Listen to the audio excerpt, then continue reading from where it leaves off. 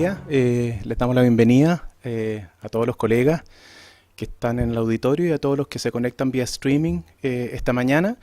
Hoy corresponde a la reunión a pediatría, así que a nombre de la Sociedad Chilena de Endoscopía les damos la más cordial bienvenida. La clase de hoy día la da el doctor Juan Ignacio Llonet. Él es gastroenterólogo infantil de la Universidad de Chile y ha terminado recientemente un fellow de hígado en el King's College de Londres. Él nos va a hablar hoy día de la colangiopancreatografía retrógrada endoscópica, especialmente la experiencia del King's College. Así que, buenos días, doctor Llonet, y bienvenidos. Muchas gracias. Buenos días nuevamente. Quiero agradecer a la Sociedad de Endoscopía por la invitación a hacer esta charla. Y como se mencionó anteriormente, el tema que quise exponer y compartir con ustedes es sobre el uso de la colangiopancreatografía en niños o lactantes más que nada, pequeños en los primeros 3 meses, que es un procedimiento o una técnica que en centros terciarios más avanzados, por decirlo de alguna forma, es un procedimiento que se usa frecuentemente y es de bastante utilidad.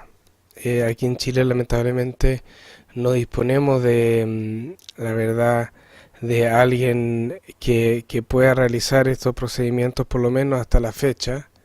Desconozco si alguien se estará formando, ya que son pacientes muy pequeños y es distinto hacer una colangiopancreatografía en un niño mayor o en un adulto que en un lactante menor de 3 meses. Y específicamente esto en relación al diagnóstico de la atresia vía biliares, que como digo, esta técnica no la tenemos acá, así que no es un método diagnóstico para la atresia vía biliares acá en Chile.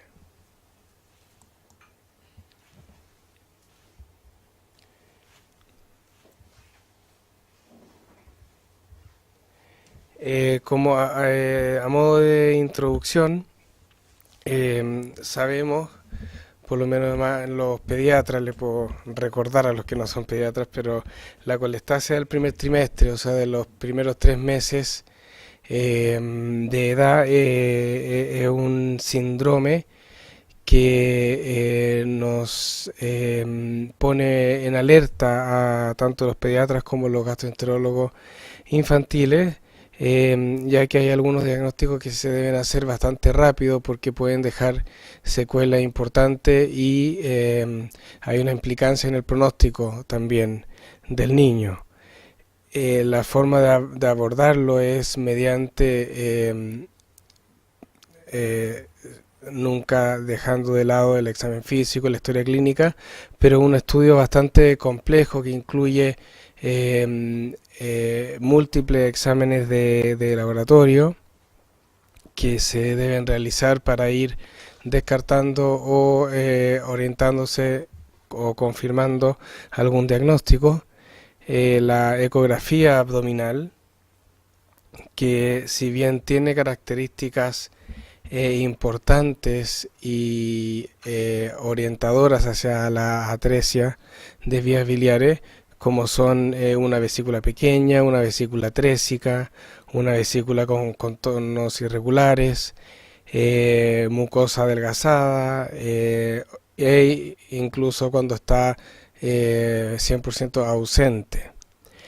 Sin embargo, como todos sabemos, la ecografía es operador dependiente. Muchas veces al verse una vesícula pueden no notarse estos cambios sutiles de contornos irregulares o alguna vesícula más pequeña, y puede pasarse por alto y informarse como una ecografía normal. Así que es un método diagnóstico que no nos da 100% de certeza como diagnóstico de atresia de vías biliares. También está como método diagnóstico muy importante la biopsia hepática, que es muy útil para orientarnos hacia una atresia de vías biliares y también para descartar otras enfermedades que pueden causar colestasia en el primer trimestre. Pero en relación a la atresia de vías biliares, si por ejemplo se hace muy precoz, los cambios que son sugerentes de la atresia de vías biliares, que es la colangiopatía obstructiva distal, pueden no verse a una temprana edad, dando también falsos negativos, y también muchas veces no están todos los hallazgos compatibles. Entonces también, como mencioné, es un muy buen método para orientarse o para hacer un diagnóstico casi de certeza para las TCP biliares, pero también nos puede llevar a no tener alguna conclusión más definitiva. Ahora, como mencioné, hay diversas causas de síndrome de colestásico del primer trimestre, anatómicas como la atresia de vías biliares, el quiste de colédoco, infecciosa, especialmente las virales, las enfermedades metabólicas y también enfermedades genéticas. La tabla es bastante extensa de las distintas causas de este síndrome colestásico primer trimestre. Y como mencioné, la colestasia en el primer trimestre nos pone un poco, entre comillas, los pelos de punta porque estamos contra reloj en relación al diagnóstico de la atresia de vías biliares y también en grado menor el quiste del colédoco, ya que si el niño padece una atresia de vías biliares debe operarse antes de las 8 semanas, idealmente, ya que posterior a el pronóstico del compromiso hepático no es tan favorable y pueden llegar a la cirrosis y un eventual trasplante hepático. Esto un poco quería mostrar el algoritmo del diagnóstico de la colestasia neonatal. Básicamente no para ver todas las etapas del proceso, sino que mediante la ecografía uno se va aproximando al diagnóstico y podemos ver distintos diagnósticos, atresia de vías biliares, síndrome de Alagille, colangitis clorescente neonatal, alfa-1 antitripsina, etcétera. Y podemos ver que después de los exámenes de laboratorio, después de la ecografía, uno va ya realizando estos métodos de diagnóstico más específicos, como por ejemplo la biopsia hepática, que ya vimos que no siempre puede ser 100% de utilidad, ya que pueden faltar algunas características que quisiéramos ver. La scintigrafía hepática, que también un poco nos podría ayudar, porque al ver paso del radioisótopo desde el parénquima hepático hacia el duodeno nos podría hablar de una permeabilidad de la vía biliar. Sin embargo, eso también puede verse en muchas otras patologías en relación a la atresia de vías biliares, entonces muchas veces no nos ayuda mucho en diferenciar o confirmar si se trata o no de una atresia de vías biliares. Y finalmente, lo que un poco nos convoca hoy día, la colangiopancreatografía retrógrada, que es como un poco la novedad para nosotros, pero ya un procedimiento diagnóstico que se utiliza bastante en el exterior, en centros más avanzados. Y todo esto porque es importante, porque uno quiere llegar a un diagnóstico bastante de certeza o estar bastante seguro de la atresia de vías biliares, porque uno quiere evitar una laparotomía innecesaria, ya que sabemos que el gold standard de la atresia de vías biliares es la colangiografía intraoperatoria, y eso es lo que nos da el diagnóstico de certeza, pero uno quiere someter al paciente a la cirugía a los que estamos bastante certeros de que tiene una atresia de vías biliares. Entonces, por eso los métodos diagnósticos queremos sacarle la máxima utilidad para evitar la laparostomía eh, innecesaria o en blanco podría ser un término. Otro método diagnóstico es la colangioresonancia, que no es un examen que nos permite ver anatomía, sin embargo nos permite ver el paso también del radioisótopo, perdón, del medio de contraste, pero en los niños menores de 3 meses tiene limitaciones a diferencia del adulto. La vía biliar es muy pequeña, muchas veces difícil de visualizar el medio de contraste, su paso por esta vía biliar. Y también hay distintos artefactos de movimiento que también muchas veces no nos dejan poder ver el paso del medio de contraste. Y en relación al centigrama, como hablé, tiene un estudio demostró, y lo que se sabe, que tiene alrededor de un 40-45% de sensibilidad, ya que muchas otras patologías pueden demostrar alguna alteración del paso del radioisótopo al intestino, no confirmando o no ayudándonos a hacer el diagnóstico de una atresia biliar. Aquí podemos ver las distintas causas, vemos que casi el 50%, un 40% del síndrome colestásico del primer trimestre son las atresia biliares. Otro gran grupo importante son las causas idiopáticas, los prematuros, la colestasia intrafamiliar progresiva, que son como las genéticas que se podría clasificar, las distintas hepatitis causas virales, célula gigante, el síndrome de Alagille, espesamiento biliar, y otras que son en porcentaje menor, pero déficit de alfa-1 antitipsina, quiste del colédoco, fibrosis quística, enfermedades lisosomales, etcétera. A modo de resumen, solamente voy a hacer una diapositiva de lo que es la atresia biliares. Es una ictericia colestásica que comienza en el periodo de recién nacidos o durante las primeras semanas de vida. El niño nace con su vía biliar prácticamente normal.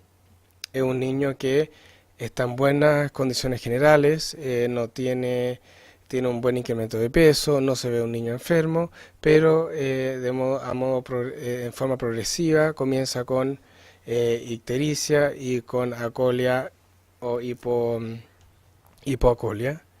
Y la patogenia o lo que ocurre en esta vía biliar es que hay una fibrosis y obliteración progresiva de la vía biliar en su vida postnatal. Y la evolución natural, si es que no se interviene, una cirrosis precoz, y fallecen antes de los 3 años de vida si es que no se hace la portoenterostomosis. Entonces se sabe que un 86% se llega a un correcto diagnóstico de una atresia vías biliares, pero muchas veces esto se dificulta, y esto en resumen de lo que hablé, porque pueden haber hallazgos ambiguos, histopatológicos, que pueden confundirse con el síndrome de Alagille por también nutrición parenteral total, déficit de alfa-1 antitipsina, fibrosis quística, o por ejemplo tenemos una histología compatible, sin embargo con deposiciones pigmentadas, entonces también no concordante 100% con atresia biliares. Puede haber, por otro lado, acolia, pero con una histología que no es compatible totalmente con atresia biliares, o de repente puede haber hallazgos en la histología o en los exámenes de laboratorio que nos hablan de más de una posibilidad diagnóstica. Entonces, para poder evitar, como yo dije anteriormente, una laparotomía innecesaria, es importante tener estudios adicionales que nos puedan mostrar bien la vía biliar, y como mencioné, la colangioresonancia tiene limitaciones en estos niños. Como mencioné, también el centigrama tiene una sensibilidad baja, y eso nos lleva entonces a la colangiopancreatografía endoscópica retrógrada, que sabemos que en adultos y niños mayores tiene una utilidad bastante importante, pero en los niños pequeños, recién nacidos, menores de 3 meses, el acceso a ello es limitado, especialmente aquí en Chile, pero puede ser de gran utilidad. Y ese es un poco este trabajo que, si bien es antiguo del 2009, fue pionero en hacer eh, una serie de casos de pacientes con síndrome colestásico y usando la colangiopancreatografía como método diagnóstico. Se reclutaron pacientes del año 97 hasta el 2007, fue un total de 3.300 pacientes que fueron evaluados por síndrome colestásico, y de ellos 224 se diagnosticaron con atresia vías biliares, y de ellos 48 fueron candidatos para hacer una colangiografía retrógrada, endoscópica retrógrada. ¿Y por qué fueron seleccionados estos pacientes? Como mencioné anteriormente, porque tenían alguna de estas características: hallazgo ambiguo en la histopatología, histopatología compatible y clínica no compatible, al revés, clínica compatible pero la histología no era compatible, sospecha de más de un síndrome. Entonces, para tratar de evitar en su mayor expresión una laparotomía innecesaria, se les realizó la colangiopancreatografía. Entonces aquí tenemos 48 niños que se les realizó la ERCP. Falló por problemas técnicos en 3 pacientes, pero se logró hacer en 45, y de estos 45, 25 fueron sugerentes de una atresia vías biliares. Y podemos ver que al llegar a la laparotomía, 22 de ellos sí se confirmó una atresia vías biliares. Solamente 3 fueron laparotomías innecesarias, que eso da un 12%, mostrando una gran utilidad de este método. De los 45 que se pudo hacer la ERCP, en lo que sí se visualizó una vía biliar normal, o sea, no normal, pero sí se visualizó de alguna manera vía biliar, descartándose mediante la ERCP una atresia biliares. Los que tenían o los que tuvieron una vía biliar normal, se diagnosticaron pacientes con déficit de alfa-1 antitripsina, de colestasia intrafamiliar progresiva, hepatopatía por célula falciforme, y los que tenían una vía biliar anormal pero patente, una colangitis esclerosante neonatal, Niemann-Pick, Alagille, etcétera. Aquí podemos ver unas imágenes con la introducción del medio contraste en la papila, y se puede ver que no se dibuja una vía biliar proximal o intrahepática, como pueden mostrarse en estas flechas de aquí. Y en el lado derecho puede verse que se dibuja una vesícula, sin embargo sin una vía biliar patente. Esto es una tabla que muestra los niños que no requirieron de un Kasai, por lo tanto no tuvieron un diagnóstico de atresia vías biliares, y un poco lo que mencioné anteriormente, déficit de alfa-1 antitripsina. Aquí un poco habla de cómo evolucionaron, pero es lo mismo mencionado anteriormente. Y la otra gran ventaja de hacer una ERCP, que aparte de aproximarnos al diagnóstico de una atresia vías biliares, también es una forma precoz de hacer el diagnóstico de la colangitis esclerosante congénita, que si no es por el ERCP, se hace el diagnóstico más tardíamente, implica o tiene una implicancia en el pronóstico, ya que con el inicio de un uso de oxicólico, estos pacientes tienen mejor pronóstico, ya que la colangitis esclerosante congénita es una patología bastante grave y de mal pronóstico, que lleva a la cirrosis biliar. Y mediante este procedimiento, el ERCP, en un periodo de recién nacido o menos de 3 meses, ya puede llegarse al diagnóstico y comenzar con el tratamiento. Y aquí se puede visualizar la vía biliar como arrosariada, característica de la colangitis esclerosante.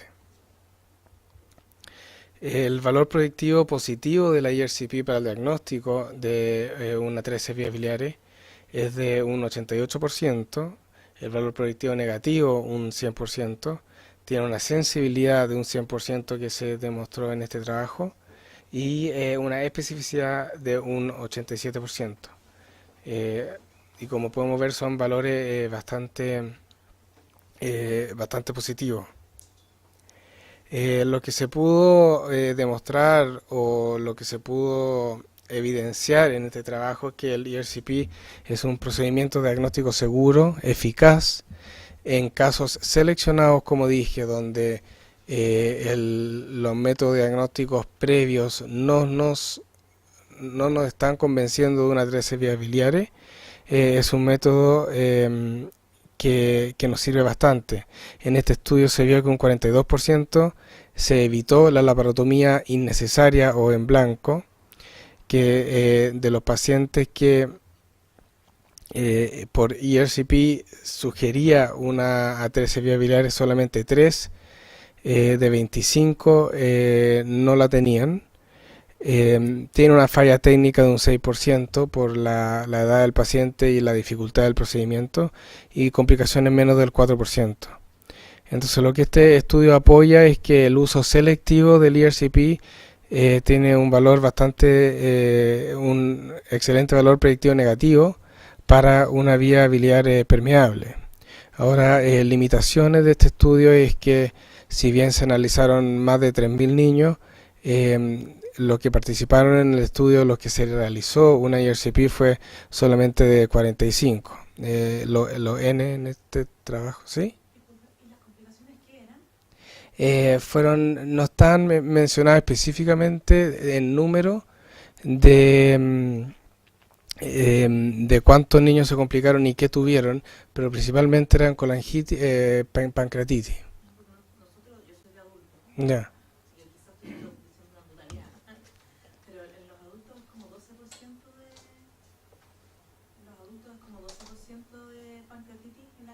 Ya. Claro, como mejor. Por lo menos son el número que ellos demostraron, pero claro, eran pancreatitis. Así que la única limitación, o sea, la limitación más importante de este estudio un poco es el N, pero quería compartirlo por las limitaciones que tenemos en Chile, que no solamente en atresia biliar, en muchas otras patologías, de repente colangiopatía o en relación a distintos cálculos pancreáticos, o en estudio de pancreatitis, de origen biliar. Cuando son niños muy menores, no disponemos aquí en Chile de profesionales que puedan hacer una IRCP hasta que sean de edad mayor, como preescolar o escolares.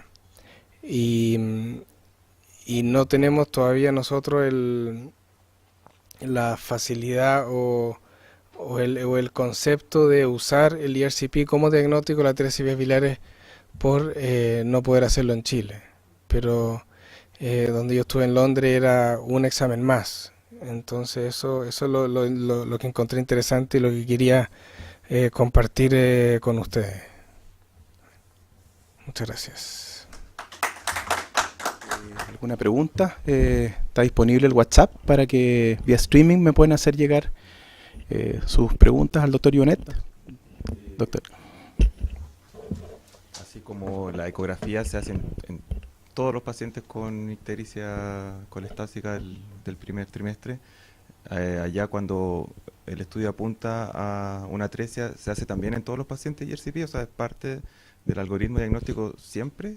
No, solamente cuando hay duda diagnóstica y especialmente cuando la biopsia como que no aclara un poco o no orienta hacia el diagnóstico de una atresia, porque básicamente a todos se le hace biopsia y la ecografía es cierto que muchas veces puede mostrar vesícula un poco pequeña, pero no, o sea, ERCP no se le hace a todos los que tengan dudas, sino cuando la biopsia no es compatible y claro, siempre.